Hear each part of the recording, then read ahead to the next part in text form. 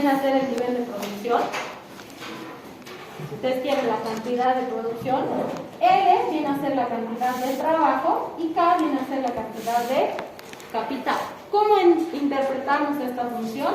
Decimos que el nivel de producción va a estar en función del trabajo y del capital.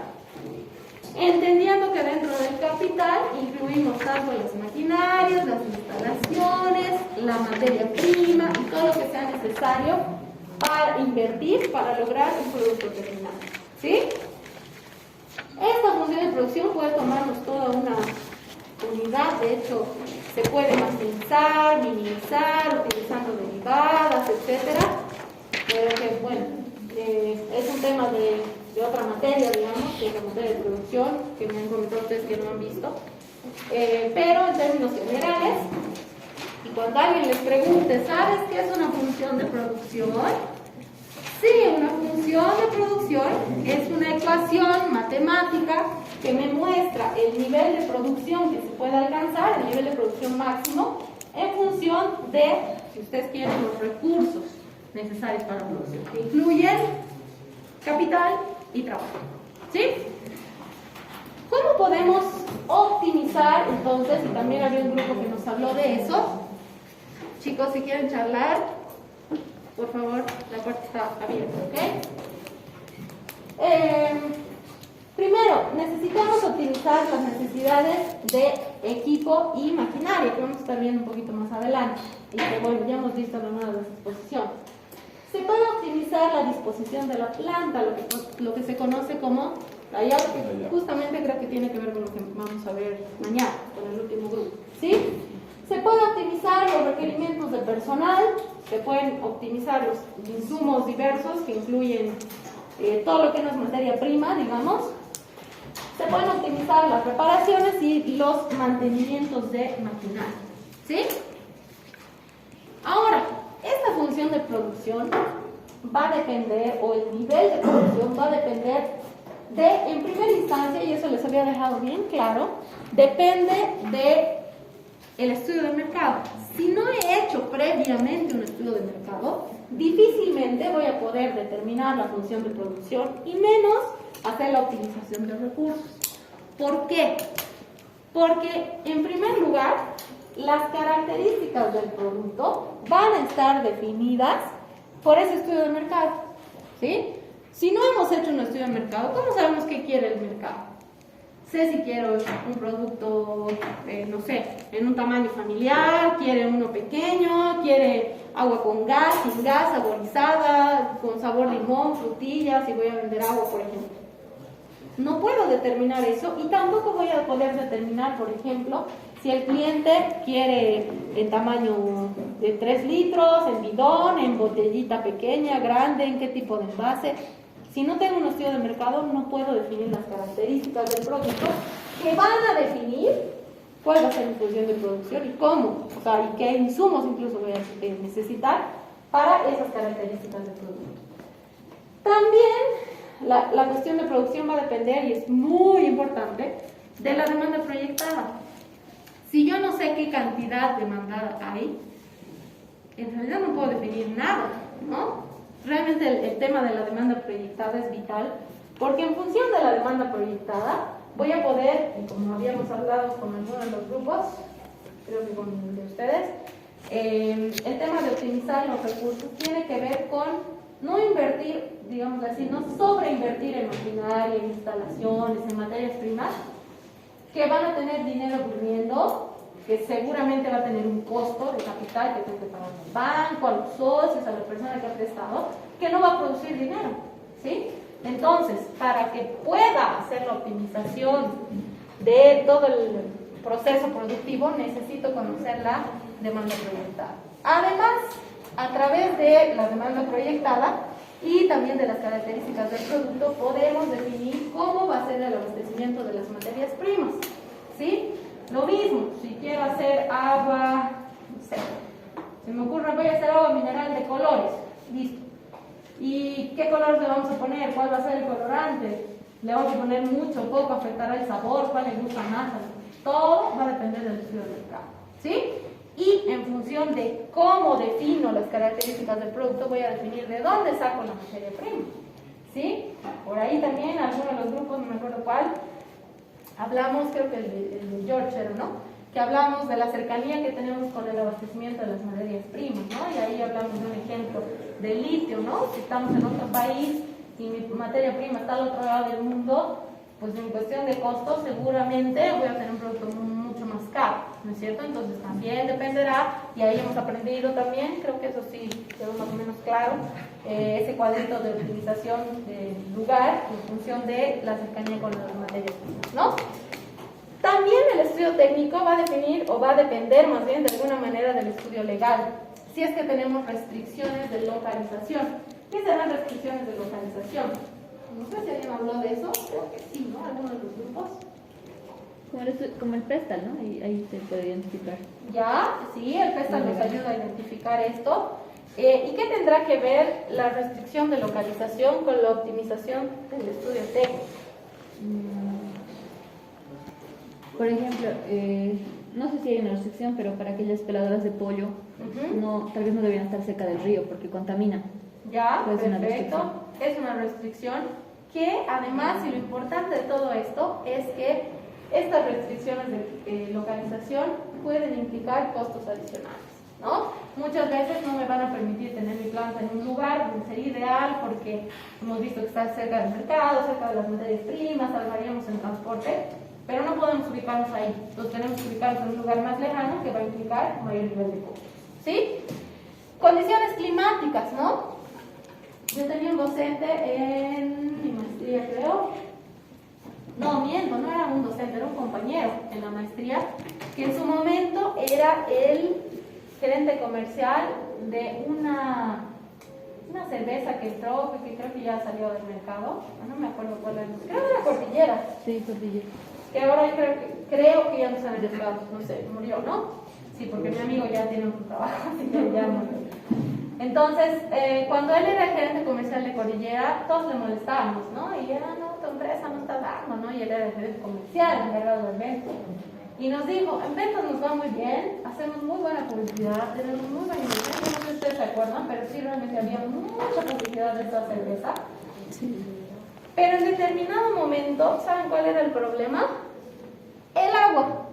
Resulta que si la hacían en Cochabamba, dice que nuestra agua tiene demasiados minerales que alteraban el sabor de la cerveza. Entonces la gente empezó a rechazar el producto hecho en Cochabamba. Y el agua de Santa Cruz dice que era mucho mejor. Entonces ellos tuvieron que empezar a, digamos así, importar de Santa Cruz la cerveza porque aquí el agua no daba. O sea, no se podía, no había manera de quitarle los minerales que tenía para que no altere el sabor de la cerveza, ¿no? Entonces ellos dijeron, nos sale demasiado caro hacer ese tema de transporte y ya no podemos competir con las otras, que además ya estaban hace mucho más tiempo en el mercado, no tenían que invertir tanto en publicidad y todo el esfuerzo que hizo esta empresa por mantenerse, pues lastimosamente por un tema de agua fracasó, ¿no? Y él nos dijo, no, creo que nos vamos a ir nomás porque no somos competitivos por el tema de costos, ¿no? Entonces, las condiciones climáticas en cuanto a agua, suelo, también pueden afectar el tema de la optimización de ¿sí? Muy bien, los tipos de procesos de producción, no me acuerdo cuál de los grupos. No recuerdo cuál de los grupos expuso este tema, pero tal vez vamos a aclararlo un poquito más, ¿sí? Porque es importante también entender cuáles son los procesos de producción y cuándo se utilizan. El proceso en serie, no me acuerdo quién de ustedes expuso, nos habla de un proceso que tiene un diseño básico estable. ¿A qué se refiere eso? Estos marcadores. ¿Será que hay uno más grande, más bonito, más grueso? Bueno, entre estos, ¿qué es lo único que cambia entre estos dos? Por ejemplo, el color, pero la forma de la tapa, lo mismo. La forma de la etiqueta y hasta lo que dice la etiqueta es tal cual, ¿no es cierto? Este tipo de productos los podemos hacer en serie, porque tienen un diseño básico estable donde, por ejemplo, en este caso solo cambia el color.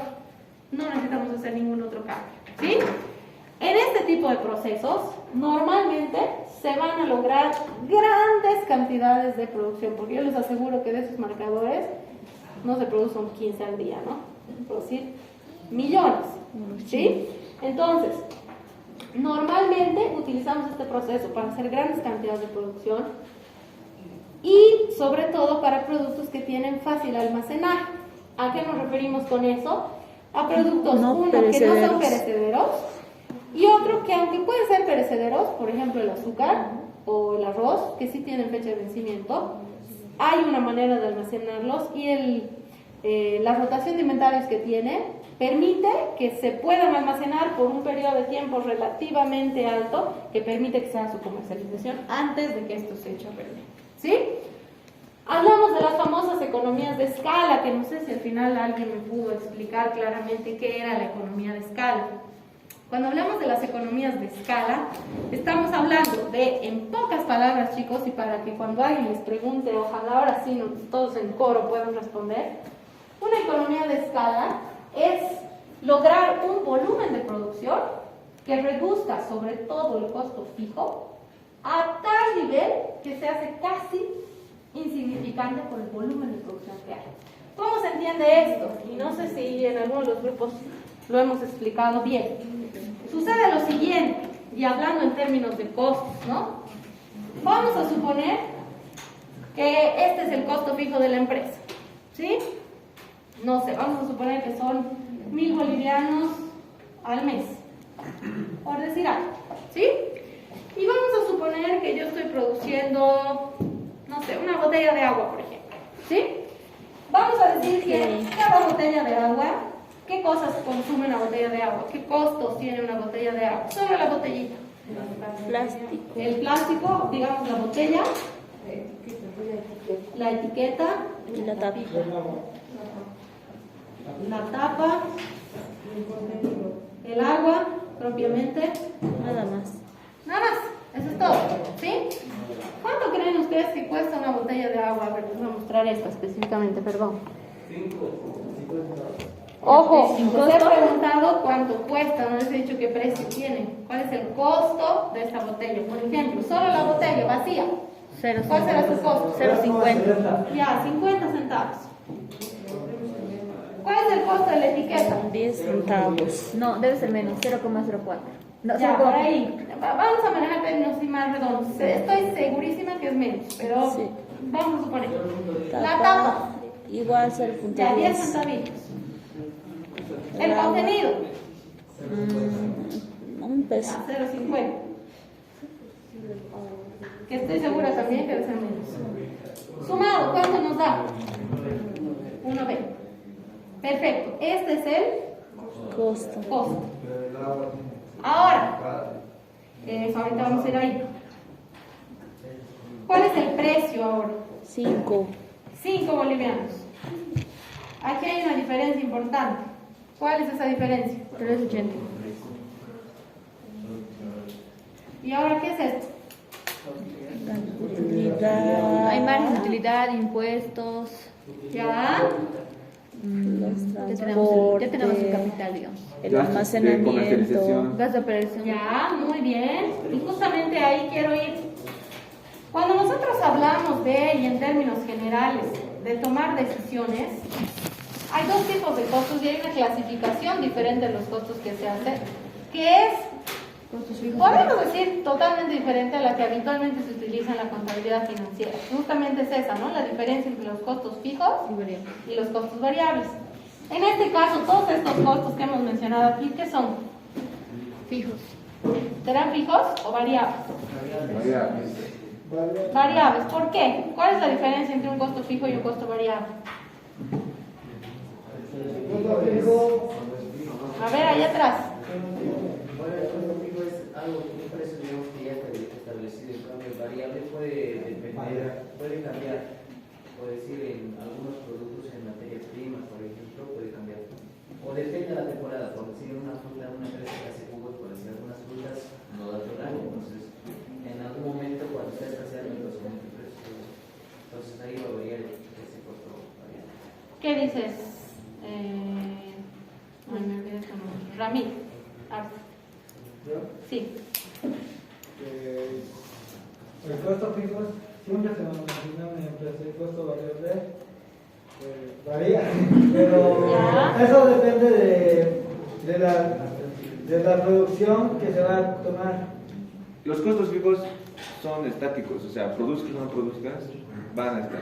¿Ya? En cambio, estos sí son susceptibles a cambios de acuerdo al nivel de producción. Perfecto. Y ahí radica, chicos, la diferencia. Y es muy importante que también tengamos claro eso.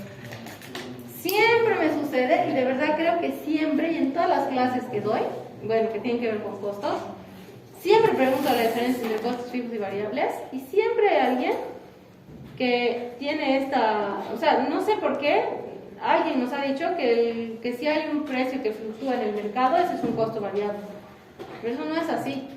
Y por favor, no se olviden que la diferencia entre un costo fijo y variable, o sea, ambos, tienen que ver con el volumen de producción de la empresa. No tienen nada que ver con los precios del mercado, que si hay inflación, que si hay subida o bajada de precios, sobre demanda.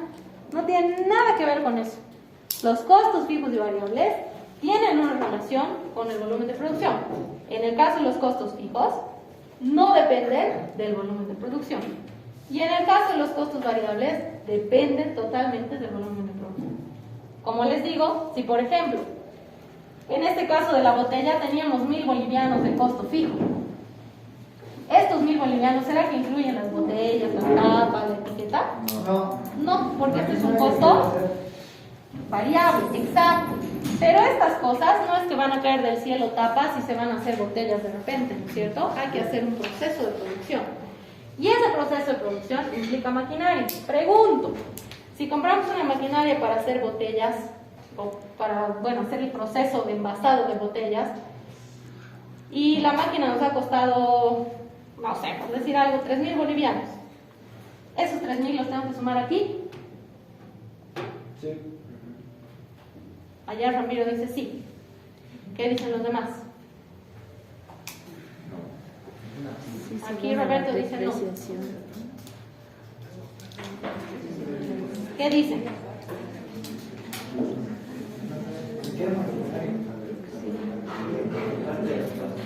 De acuerdo a la depreciación de cada año. Justo ahí. Chicos, si compramos una maquinaria contablemente, aquí les voy a empezar a tomar examen de todo.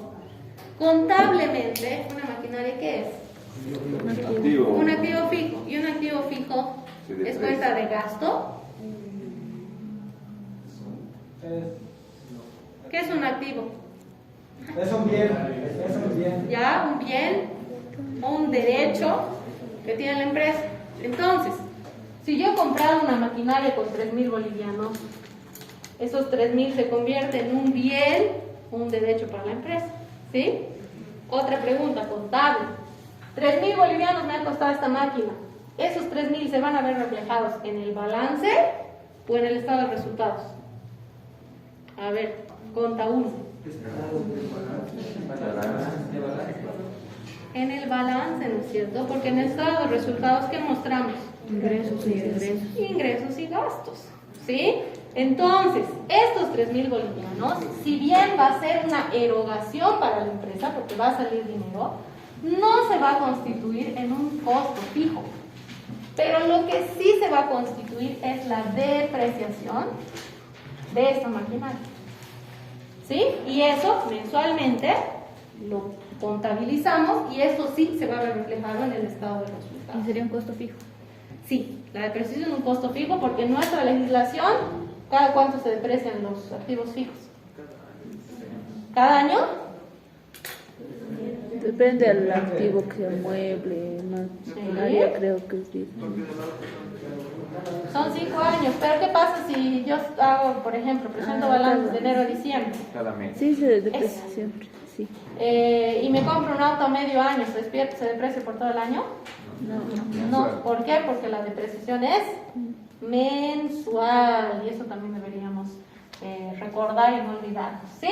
Entonces, dentro de estos 1.000 bolivianos va a estar la depreciación. ¿Qué otro costo necesitamos cubrir que no está aquí para hacer una botella de agua? Operativos. ¿Ya? Vamos a tener recursos humanos, que seguramente le vamos a pagar, ¿no? A un gerente, a un operario, qué sé yo. Y bueno, aquí seguramente hay algunos otros costos fijos, ¿sí? ¿A dónde quiero llegar? Vamos a suponer que el mes de enero de este año, digamos, hemos logrado una producción de 5.000 botellas, una producción y ventas. Y el mes de febrero, por el motivo que fuera, hemos hecho solamente 3.000. ¿Sí? Pero el mes de marzo nos hemos puesto las pilas y ahora sí hemos trabajado a capacidad máxima y hemos logrado, por decir algo, 10.000 unidades. ¿Qué va a pasar con este costo variable? El mes de enero, a ver, bueno, este es un tema de otra materia, pero igual lo vamos a hacer rápidamente. Si el mes de enero he producido 5.000 botellas, ¿cuál va a ser el costo variable total? Si cada botellita me cuesta 1.20. ¿Cómo podríamos calcular eso? Se multiplica los 5.000 por 1,20. Perfecto. 5.000 por 1,20. ¿Cuánto nos da eso? 6.000. 6.000, que vendría a ser nuestro costo variable. ¿Qué sucede con el costo fijo? No Si varía. logro producir 5.000, ¿cuánto va a ser el costo fijo? 1.000, ¿no es cierto? Entonces, mi costo total van a ser 7.000, ¿sí? ¿Qué sucede el mes de enero? ¿Cuál va a ser nuestro costo variable? 3.600. 3.600. ¿Y cuánto va a ser nuestro costo fijo? 1.000. ¿Qué sucede el mes de marzo? 12.000. 12.000. ¿Y el costo fijo? 1.000. En el entendido, y eso también es importante, de que este costo fijo me permite un nivel de producción 10.000 o más, ¿no es cierto? Si obviamente estos 1.000 me permitieran hacer una producción solo de 5.000, no podría llegar a este nivel de producción con ese costo fijo, ¿no? Y algunos de los grupos creo que también habló de ese tema, ¿no? Bueno, esto se conoce como rango relevante, ¿no? El mínimo y máximo que puedo producir con un costo fijo determinado, ¿ok? Muy bien, entonces evidentemente, y si hacemos la sumatoria, aquí voy a tener, ya estoy sobreescribiendo todo, 4.600 y aquí voy a tener 13.000. Digamos que si solamente analizamos el costo total, ¿qué mes hemos tenido más costo? ¿Enero, febrero o marzo? Marzo. ¿Por qué hemos tenido más costo? Porque hemos tenido mayor nivel de producción. Pero ahora un momento, acabamos de decir que las economías de escala me permiten tener menores costos. Pero ¿qué pasa aquí si a mayor volumen de producción tengo mayor costo? ¿Dónde está la economía de escala? ¿Realmente eso se cumple? ¿Dónde se cumple? Si aquí estamos demostrando que a mayor nivel de producción tengo mayor costo. ¿Dónde está que se reducen costos con las economías de escala? ¿Qué es lo que ha pasado? ¿O qué es lo que se reduce? Porque si cada botella me cuesta 1.20 producir, si produzco una, 1.20, produzco dos, 2.20. Y en la medida que produzca más, voy a tener mayor costo. ¿Sí? Y entonces, ¿dónde se aplica el tema de la economía de escala? Porque aparentemente, y aquí hemos demostrado, que en la medida que produzco más, gasto más. ¿Dónde está que hay un ahorro en la economía de escala? Al comprar por mayor, se te dé más barato la materia prima. Ya. Incluso en el Tal vez tenemos que cambio. comprar a 100.000 tal vez la producción. Ya, si es que logramos 100.000. ¿Será que si Y ahí produzco se reduce. 100.000, vamos a hacer ese ejercicio? Vamos a suponer que ya no voy a producir 100.000. Vamos a suponer que mi costo fijo se va a mantener todavía. Y en lugar de gastar 1.20, vamos a decir que todo esto me van a rebajar a 0.60. No, ya no tanto. A 80. 80, ya. 0.80. ¿Cuánto va a ser mi costo variable? 80.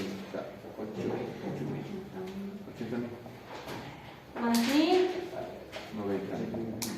tengo 81.000. Ay, perdón. Sigo gastando más. ¿Dónde está que las economías de escala me ayudan a ahorrar? La producción es más también. Pero la producción más es. ¿Qué sucede aquí, chicos? ¿Y dónde está el efecto de la economía de escala? Cuando hablamos de la economía de escala, chicos, en realidad las economías de escala tienen una relación directa con los costos, como dice aquí, unitarios. ¿Por qué? Se divide. Hay un concepto exacto que se conoce como el costo fijo unitario, que no es otra cosa que tomar el costo fijo total y dividirlo entre la cantidad. ¿Sí? Entonces, voy a calcular el costo fijo unitario para el mes de enero.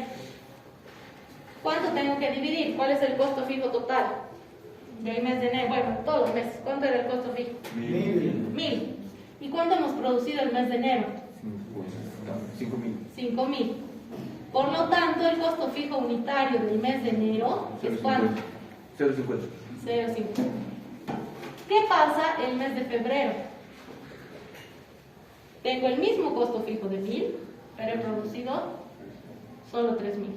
¿Cuál es el costo fijo unitario del mes de febrero? 0.30. ¿0,30? 33. Costo fijo unitario del mes de marzo.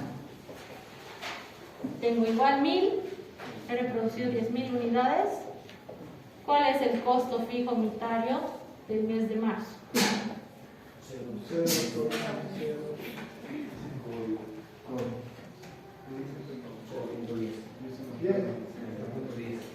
0.10. Sí. Muy bien. Ahora, fíjense que aquí dice que vamos a lograr bajos costos unitarios. Por un lado, he calculado El ahí. primerito es 0.2 le hicimos. Allá. Gracias. Fíjense que aquí hemos calculado el costo fijo unitario, pero solamente está la parte fija. Cuando hemos calculado aquí el total, hemos sumado la parte fija, pero también la parte variable. Entonces, a esta parte fija, yo le voy a sumar la parte variable, que en todos los casos, ¿cuánto es la parte variable de cada botella? 1.20. 1.20. 1.20 aquí, si me ayudan por favor, 1.20 acá, 1.20 acá. Aquí voy a tener 1.40, 1.53. 1.53. 1.30. Pregunto, ¿qué mes hemos obtenido menor costo unitario? ¿Enero, febrero o marzo? Marzo. El mes de marzo. Y aquí es donde evidentemente se ve el efecto de las economías de escala. ¿Sí? Y si ustedes hacen el ejercicio con estos 10.000, verían que realmente hay una abismal diferencia. No necesariamente las economías de escala tienen que ver con comprar al por mayor. De hecho, dentro de los supuestos que se manejan dentro de lo que es economía y evaluación de proyectos, no se considera este tema de comprar por mayor, porque realmente no hemos tenido todavía ese tiempo de negociación para evaluar si realmente nos van a bajar o no. Pues lo que se hace es trabajar con cotizaciones a precio del mercado, sin considerar la salvedad de que en algún momento puede ser que compremos por mayor y nos rebajen, ¿no? Porque es lo mismo que si yo les dijera, chicos, por favor, en sus proyectos introduzcan que la caserita les va a dar yapa. No hay eso, ¿no es cierto? Porque no tengo cómo científicamente comprobar que realmente va a ser así. Entonces, normalmente se trabaja con precios del mercado y no consideramos el tema de compra por mayor para la evaluación de proyectos, ¿sí? Pero sí, el tema de las economías de escala se evidencia porque lo que se va haciendo cada vez más chiquitito es el costo fijo unitario, ¿sí? Porque si antes tenía que vender, o más bien vendía 5.000 botellas para cubrir estos 1.000 bolivianos, cada botellita tenía que aportar con 20 centavos para cubrir los costos fijos, ¿sí? Mientras que en los otros casos, cuando él logra una producción muy superior, ahora cada botellita solo aporta 10, ya no aporta 20, imagínense que ahora aporta sobre la mitad, ¿sí? Ese es el efecto entonces que tenemos dentro de lo que es la economía de escala. Aquí había puesto un ejemplo con producción de azúcar, pero bueno, no se hecho con agua. Da igual, es la misma idea. ¿Sí?